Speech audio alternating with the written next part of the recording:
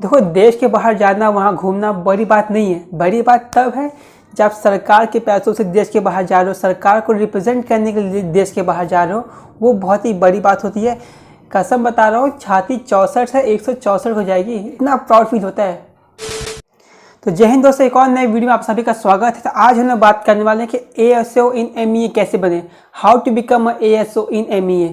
इसके बारे में पूरी डिटेल्स में जानकारी में बात करने वाले हैं कि क्या पावर है, क्या एलिजिबिलिटी है, क्या कैसी ट्रेनिंग होती है इन लोगों की, क्या सैलरी मिलती है, क्या कंट्री के बाहर रहना पड़ता है, क्या कंट्री के अंदर रहना पड़ता है, अगर बाहर जाने का मौका मिलता है तो कौन कौन सी कंट्री से मौका मिलता है, क्या वो कंट्री सेफ़ होती है कि नहीं होती, वहाँ पे क्या सैलरी मिलेगी, यहाँ पे क्या सैलरी मिलती है।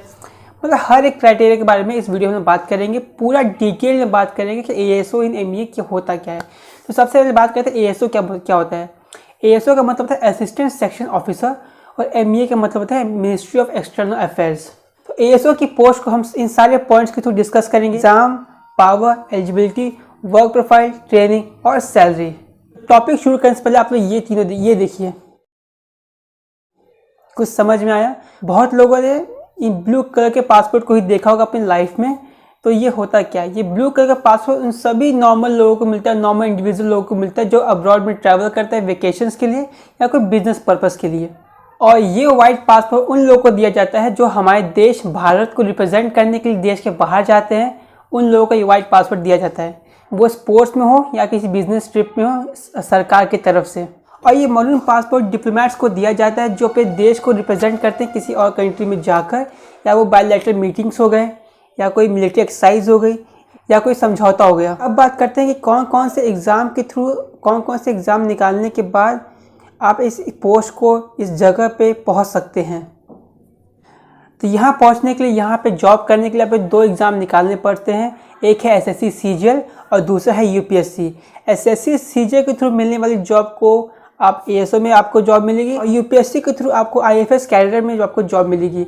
और IFS कैडर के बारे में जानना है कि वहाँ पे कौन सी पोस्ट मिलती है, उसके लिए आप चैनल को सब्सक्राइब कर ले, जल्दी आपको मिल जाएगी वीडियो। तो CGL में आपको टायर 1, टायर 2, टायर 3, टायर 4 और टायर 5 के थ्रू, मतलब 5 लेवल के बाद आपको एक ASO की पोस्ट मिलती है CGL के थ्रू। इसमें टाइपिंग की ज़रूरत होती है। लास्ट वीडियो जो कि हमारे इनकम टैक्स के बारे में था, उसमें टाइपिंग ज़रूरत नहीं थी, लेकिन यहाँ पे टाइपिंग की ज़रूरत पड़ती है। टायर 4 CBT में दो फेज़ में एग्ज़ाम होते हैं। पहले फेज़ में आपको एक्सेल पे शीट और पावर पॉइंट प्रेजेंटेशन बनाना पड़ता है, और दूसरे फेज़ में आपको एक टाइपिंग दी जाती है टाइपिंग करने के लिए। टाइपिंग बहुत ही नॉर्मल होता है, बहुत ही मिनिमम होता है, तो इसमें ज़्यादा वर्कलोड, ज़्यादा प्रेशर लेने की ज़रूरत नहीं पड़ती है। इसका DV यानी कि डॉक्यूमेंट वेरिफिकेशन पहले 2 जगह होता था। पहला SSC खुद करती थी, दूसरा डिपार्टमेंट में जाने के बाद। लेकिन अब पैटर्न चेंज होने के बाद सारा डॉक्यूमेंट वेरिफिकेशन अब डिपार्टमेंट खुद ही करती है, जो लोग जिनका सिलेक्शन डिपार्टमेंट में होता है। इसमें कोई इंटरव्यू नहीं होता है, सीधा एग्ज़ाम्स के बाद आपको डायरेक्ट पोस्टिंग दी जाती है, कोई इंटरव्यू नहीं होता है।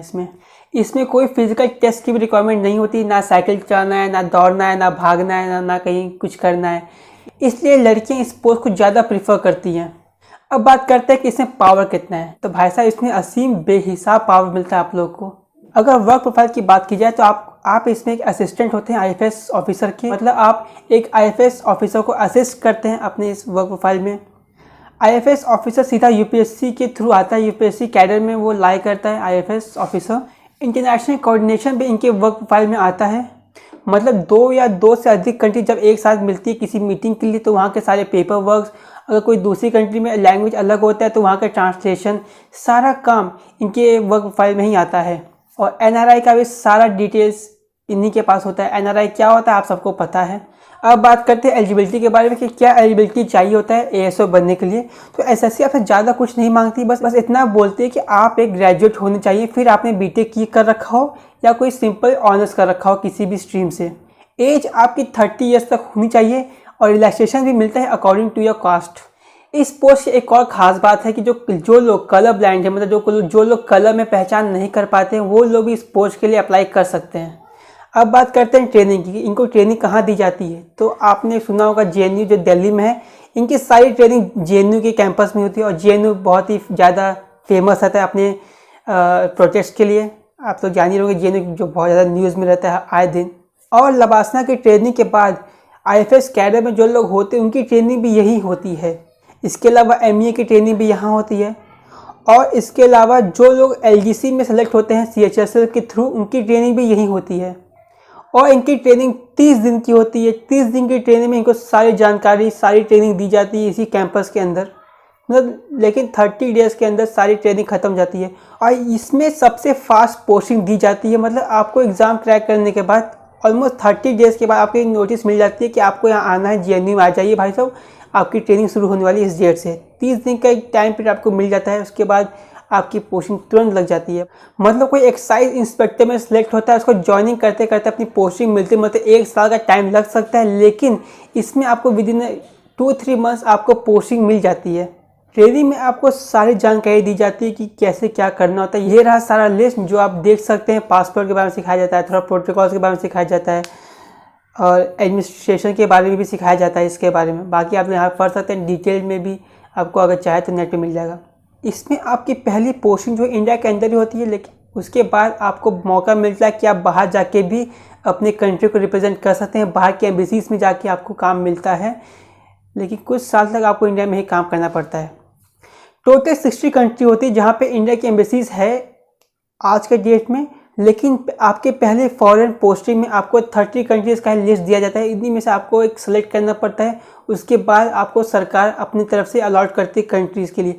लेकिन आप चाहे तो उस कंट्री में आप जाने से मना भी कर सकते हैं, लेकिन इसका एक डीमेरिट भी है कि आपको कुछ महीनों के लिए बाहर पोस्टिंग के लिए बैन भी किया जा सकता है। वो ऐसा क्यों होता है? क्योंकि अगर सरकार आप पे इतना खर्चा करती है, इतना पेपर वर्क करती है आपको एक कंट्री में बाहर जाने के लिए, लेकिन आप एक झटके में मना कर देते हैं, तो उसकी वजह से सरकार का दिल टूट जाता है और आप में कुछ महीनों का बैन लगा देती है। अब बात करते हैं सबसे दिलचस्प इंटरेस्टिंग टॉपिक के बारे में, जिसमें सबको इंटरेस्ट होता है, पैसा, यानी कि सैलरी की। MEA में ASO को कितना सैलरी मिलता है। तो अगर तो आपकी पोस्ट इंडिया में तो 4600 ग्रेड पे के हिसाब से आपकी सैलरी 70,000 प्लस होगी। लेकिन अगर आपकी पोस्टिंग बाहर होती है, कंट्री के बाहर होती है, तो कंट्री के हिसाब से आपकी सैलरी दी जाती है। ये लगभग ये वैरी करता है कंट्री टू कंट्री, लेकिन एवरेज सैलरी जो होती है 2 से 3 लाख के बीच में होती है। अब बात करते हैं कि ASO ज्वाइन करने के क्या पर्क्स होते हैं, क्या फ़ायदे होते हैं, कि आपको ASO क्यों ज्वाइन करना चाहिए, वहाँ पे प्रेफरेंस क्यों डालना चाहिए। सबसे पहले तो हाई सैलरी बहुत ज़्यादा हाई होती है अगर आप इंडिया में काम करते हैं तो भी, और इंडिया से बाहर काम करते हैं तो भी। बर्स्ट एम्यूनिटीज, इसका मतलब ये होता है कि आप जिस कंट्री में बाहर रह रहे हो वहाँ के आप टॉप हॉस्पिटल्स में आप इलाज करवा सकते हो, उसका सारा खर्चा भारत सरकार उठाएगी। अपने बच्चों को आप टॉप स्कूल में एडमिशन दिला सकते हो, उसका भी खर्चा भारत सरकार उठाएगी। अब बात करते हैं अपने next point, 5 star accommodation.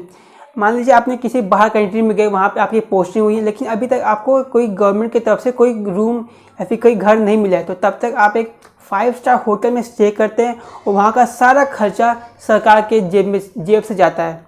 Fix time job होता है, CBI और इनकम टैक्स ऑफिसर की तरह नहीं कि कभी भी बुला लिया जाता है, कभी भी संडे सैटरडे कभी बुला। इसका एक फ़िक्स टाइम जॉब होता है। फिक्स टाइम जॉब होने से आपको एक टाइम मिल जाता है UPSC के प्रिपरेशन के लिए भी। जो लोग UPSC का प्रिपरेशन करते हैं उनको एक टाइम मिल जाता है यहाँ प्रिपेयर करने के लिए।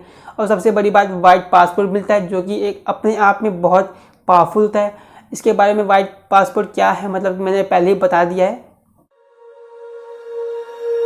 When you feel it's hopeless, when you